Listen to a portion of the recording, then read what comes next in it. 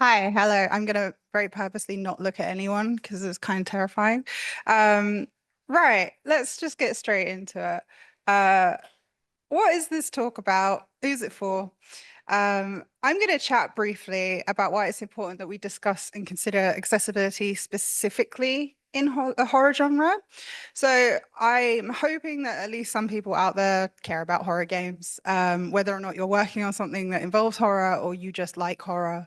For anybody who isn't interested, who is just like, this is not for me, go get a drink. But also there is a lot of crossover with other genres. So hopefully there will be some takeaways for some people that are useful because I will be delving into some ideas about what we can do to make games more accessible. So yeah. Um, my goal today is to get you thinking about the barriers that many horror games create for their player bases and to give you a few ideas around how we can break those down. And as I said, it will also have a lot of crossover with other games. As is a common thing that's actually come up in a lot of talks so far, and as with any game, regardless of genre, it's important to remember that we can't expect to make a game that meets everyone's accessibility needs. However, even small changes in the way we approach designing horror games can open them up to a whole new audience. So just to start off, who am I? Some of you might know me. Some of you probably have no idea who I am. So I am Lee Brady. My pronouns are they, them. I am a certified accessibility specialist, and I am also a horror, disability, and feminism academic. As well as this, I am also a horror game curator and content creator. And I previously worked at the Chinese Room, which some of you might know has delved into horror games a few times. And I am also now a indie game dev working on an unannounced project, which, big hint, is a horror game. Just before we get started, I want to have a quick talk about content and trigger warnings for this. There isn't anything too crazy or anything like that, but there will be blood and gore in some of the pictures. There will be violence in some of the pictures and disturbing imagery. So if this is uncomfortable for anyone, please, look away or get a snack. So I want to quickly talk about why it's important to talk about accessibility in horror. In a report by Scope in 2020, 66% of gamers with an impairment or condition said that they faced barriers or issues related to gaming. In fact, the origins of this talk actually came about when I met a good friend of mine for the first time, and we got talking about horror games because you can't meet me and not talk about horror games. They had a hearing impairment, and they explained to me that they couldn't really play horror games because they relied on a lot of audio cues for stingers and general scares. This got me thinking about the barriers that we have in horror games. At that point, I had never considered that this would be a problem for anyone. I just assumed that people played horror games or they didn't because some people don't like being scared, but it was actually a barrier for them. Oh, and I am just breaking everything. So I feel like for some people, not anyone in this room, uh, there is this idea of like, okay, well, no horror games for people who can't play them. And this is an incredibly dismissive take that alienates people from an entire genre. It's one of the few genres that isn't afraid to tackle important, heavy issues. Horror games can be a way to explore and understand those issues in a secure way. As an example for myself, horror has given me opportunities to explore themes around mental health and family in a way that's helped me process difficult emotions safely. One of the key things that's actually coming up quite commonly, both in academic spaces and in psychology, is the idea that horror games give players a space to experience fear and other emotions in a safe way, in a secure environment. Because obviously, you don't really want to be feeling those feelings in the real world because it's usually going to be quite dangerous. That is, however, a whole conversation in itself. The most important thing to take away from this is quite simply, like the name of the presentation and the talk, everyone deserves to be scared. So we've covered the why, Let's take a look at some of the more common core mechanics of horror games and how we can approach them in a way that makes them more accessible for the player. Now, this next bit is going to be very practical, just going to be talking about things that we tend to see in horror games and how we can actually look at them differently. It's more about designing games in a way that is accessible and approachable. But like I said earlier, a lot of it will have crossover with other genres. So first of all, I want to talk about puzzles. A staple of the genre, I think when a lot of us think about horror games, we think about puzzles. They're often used for progression, giving players a task to do in order to move on to the next part of the game. So the first thing I want to talk about is giving the player the option to adjust difficulty of puzzles, something that is not commonly done in many horror games anymore. But some people might know who are fans of the genre that Silent Hill 2 had a riddle level which allowed the player to adjust the difficulty of the puzzles in the game. Now, depending on the size of your studio and your project, this is a bit of a heavy task because when you're looking at this, that is 3 different ways that each puzzle has to be done. So it is worth taking into consideration your limitations, what you can do. But if you can implement a feature like this, it would be absolutely invaluable to people. The second point I want to bring up is alternate routes through your game where puzzles can be bypassed. Where have I put this? This is heavily determined by the kind of game you're making. For example, if you have combat, you can consider giving the player the option between a puzzle route and a combat route. If you don't have combat, it's a way to get you thinking about ways that you can bypass a puzzle. For example, it could be something that you give a player right from the start, like an item where they can just explode puzzles or something like every time they come across one. Giving them a choice. It can be a choice in the menu, like just when you start, or it can be something that you pick up on the way that you make it very clear to the player, hey, look, here's this little easy option to get through if you are not a puzzle player. Puzzles can be quite difficult for people with cognitive issues. And for me personally, I have quite a hard time with them. So it can really open up the game for them. And the third point I want to bring up is don't rely on single sense inputs for your puzzles. So what I mean by this is puzzles that rely on you using a single one of your senses, for example, visual cues or audio cues only. So puzzles that are like, listen to this song and replicate the sound. Or the big one for me that I actually wanted to talk about, I think is quite commonly used, is flashing lights, especially flashing light color puzzles.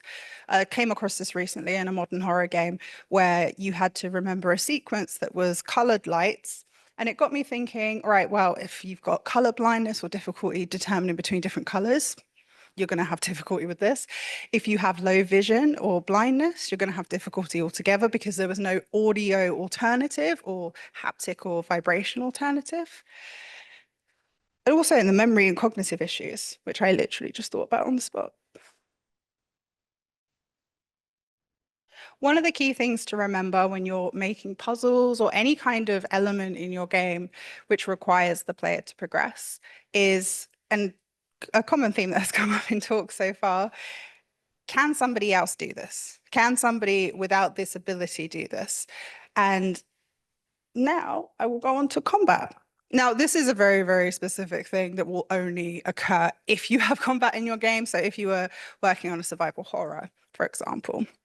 Right off the bat, combat shares a very similar point with puzzles, difficulty options. This is a more commonplace for games in general. You tend to have difficulty in a lot of games, and that usually refers to combat. But I want to hammer the point home that it is more than just enemy health, because this is a very particular point in horror games that changing the difficulty just changes enemy health. It's very important to consider how your enemies also hit the player. Having less health is useless if you've got an enemy that's going to hit you in 1 or 2 hits. You're still going to be going down constantly. Think about also adjusting enemy abilities for different difficulties. Harder difficulties have more offensive skills. Easier difficulties would have less offensive skills. If you give a player the freedom to customize their experience, they will adjust it to what they need. I think one of the key topics that comes up about difficulty a lot is people thinking, oh, you're making the game too easy for people. People are just going to go through the game. Players will play the game how they want to. That's the whole point of giving them options. So giving them this ability to, adjust the game in a way that works for them means that it's more accessible for everybody. Nobody is going to play a game and go, I'm going to put it on the easiest difficulty, knowing that that's going to be too easy for me. That's just not, in my experience, that's not how people play. Another key point I wanted to bring up is weapon variation. I think this is an overlooked element of accessibility because it plays a huge part. It allows for different play styles, and this is also about the discussion around approachability and accessibility. It opens up your game to more players. Very key one here is in a lot of survival horrors, you will have ranged and you will have melee. For me personally, I can't do range stuff at all. But if you give me a plank of wood to hit somebody with a single button, sure, no problem. And that is also the same for not just people who have disabilities or conditions, but also people of different ages. I have parents who are in their 60s who play video games. They can't shoot guns for the life of them, but they can hit a single button and smack things. And the third point, very similarly again to puzzles, is think about non-combat routes for players who may struggle with combat. One of the key things here is to try to avoid just giving an option in a menu that says skip combat or auto fighting. Think about adding an in-game route that doesn't require combat. One of the key things that comes up a lot in accessibility conversations around games, and this is not just specific to horror, is that a lot of people who play games can get quite frustrated with just having content skipped rather than getting to actually experience the game. People want to play your game. So having alternate routes is a way that you can actually open it up to more people and make sure that they don't miss anything, especially if you have key beats that are involved in things like combat. If you want them to still walk through the area, have different routes. Moving on from combat, we're going to talk about the one big thing in horror games specifically, which is scares. I'm going to find this on my little thing. So yeah, I want to start off with the type of scares that we include in our games. This is a very, very specific portion. Try and include a variation of scares. Better yet, ensure each scare can be experienced multiple ways. The easiest one is sound and visual. Most of the time, if you're going to throw a dead body in front of a player, you're going to have a noise about it going on at the same time. But sometimes, if you rely specifically on just visual, just audio, somebody else who isn't going to be able to experience that is just going to miss the scares altogether. And the whole point of a horror game is to scare someone or to give them a sense of dread. They don't necessarily have to be scary, scary, but scares are bad. And one of the next points is making sure that the player can actually engage in your scares. So focusing the player on a scare can ensure they aren't missed if certain elements can't be experienced. Um, my experience of this is from Silent Hill Homecoming, where you could walk down a corridor, and if you turned around, you could still trigger a scare where a body fell from the ceiling, but there was no audio cue whatsoever. So the player is looking away from what you actually want them to see. There's no audio, and you turn around and you're just sort of looking at this like swaying body. It wasn't, it's not very scary because there was no audio, there was no indication that it was happening, and also because the player didn't get to experience it popping up. So one of the things is focusing the player. Now, this can be very difficult because you don't really want to take control away from the player. So think about elements like lighting and colors. I'm not necessarily talking about yellow paint, but do slight things in your environment that will lead players where you want them to go. And especially if you have scares that you want to be very specific. So if you're like, here's a little cupboard, not everybody's going to go in this cupboard, but the people who do are going to get scared. Then make sure that you have something that's leading them, like a glow coming from it, making sure that they focus on it, that they can see what you actually want them to see. And the big one for me, I think, in terms of scares is consider alternative to jump scares or providing the player the option to opt in or out of jump scares as part of their experience. So this is actually something that is coming up a bit more often, which I absolutely love, is having the option to turn jump scares off. There was a game recently, I can't remember what it was, but it was an indie game that did it. It was absolutely fantastic because it meant that I could play the game because I can't handle a lot of jump scares. So This is very, very important because there will be a lot of people who want to engage with your game who have not just cognitive issues, but mental health issues, triggers that might happen if you are shocking them and scaring them all of a sudden. So definitely consider giving them the option to choose. And the last main thing I want to talk about, and is also something I did in this presentation, is warnings. Now, for fans of the genre, a lot of us have probably seen brilliant warning screens that you would see in classic survival horror games, specifically things like Silent Hill. We've got Dino Crisis. This is also Silent Hill. Um, this was my first ever experience of one of these, and they're very cool because they tell you what you're playing, what you're going to be experiencing. Over time, this has become a bit more of a trend rather than something that is an actual warning. So in a lot of indie games specifically, they will try to replicate these little warning screens, but they're mostly doing it for the aesthetic. They're not actually giving you information. It's just saying things like, some parts of the game may be considered violent or cruel, but that game might also have really heavy topics like suicide. And the idea that you're not including that information to the player is actually quite harmful. The key to making your warning triggers and content warnings is that you can do it in a cool way. You can still do those very, very cool, this may be a violent or cruel game, but make sure you're giving the player the exact information you need. Take a look online at common trigger warnings and content warnings. If you're talking about very heavy topics, especially mental health, which comes up a lot in horror games, you want to include that information there. If the game features a lot of heavy content, try to direct players to a separate content warning area in the menu for a full list of information. I actually want to refer to the wonderful talk that was just on about having lots of information on screen.